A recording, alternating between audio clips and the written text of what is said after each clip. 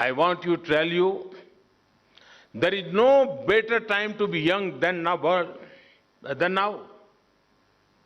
The world today offers more opportunities than ever before. You have the power and potential to do extraordinary things which will impact generations to come. Find your real calling and pursue it with full passion. Friends, India-Bhutan cooperation in hydropower and energy is exemplary. But the real source of power and energy of this relationship are our people. So, it is people first, and people will always be at the center of this relationship.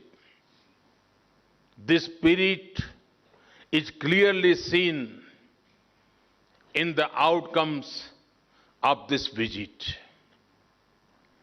Going beyond the traditional sectors of cooperation, we are seeking to cooperate extensively in new frontiers, from schools to space, digital payment to disaster management.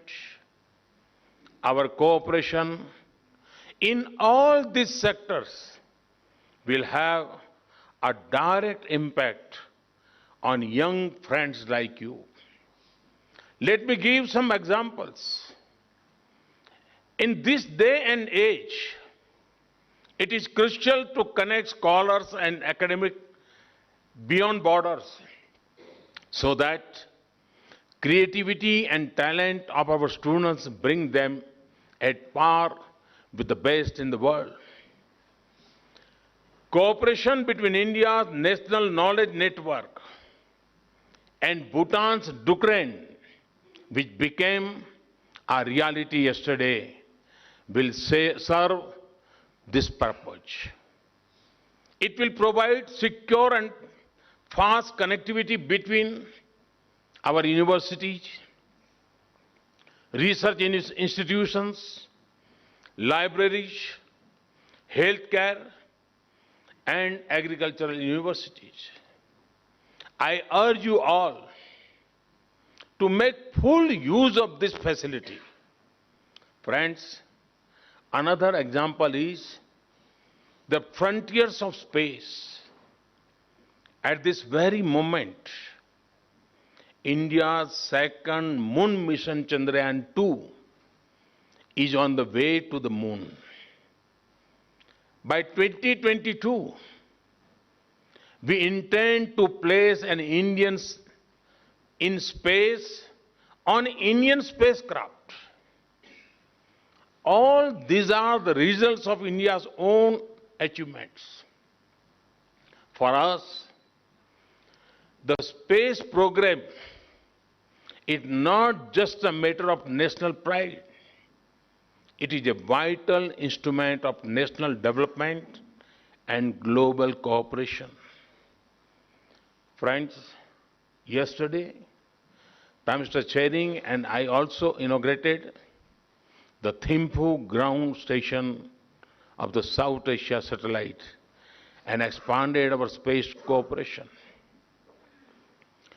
Through satellites, benefits of telemedicine, distance education, resource mapping, weather forecasts, and even warning of natural disasters will reach even remote areas.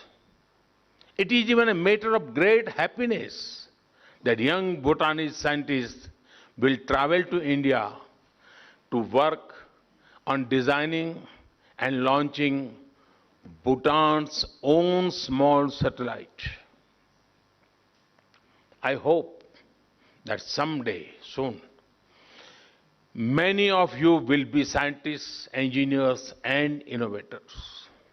Friends, for centuries, education and learning have been central to this tie between India and Bhutan. In ancient times, Buddhist teachers and scholars formed the bridge of learning between our peoples. This is a priceless heritage which we wish to preserve and promote. Therefore, we welcome more students from Buddhism, more students of Buddhism from Bhutan in institutions such as Nalanda University, a historical global seat for learning and Buddhist traditions, which is revived at the very place where it existed 1500 years ago. The bond of learning between us is as modern as it is ancient. In the 20th century, many Indians came to Bhutan as teachers. Most Bhutanese citizens of older generations would have had at least one Indian teacher during their education. Some of them were honored by His Majesty last year, and we are grateful for this gesture, generous and kind gesture.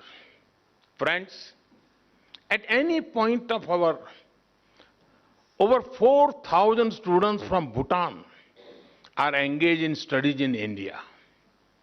This number can and should grow.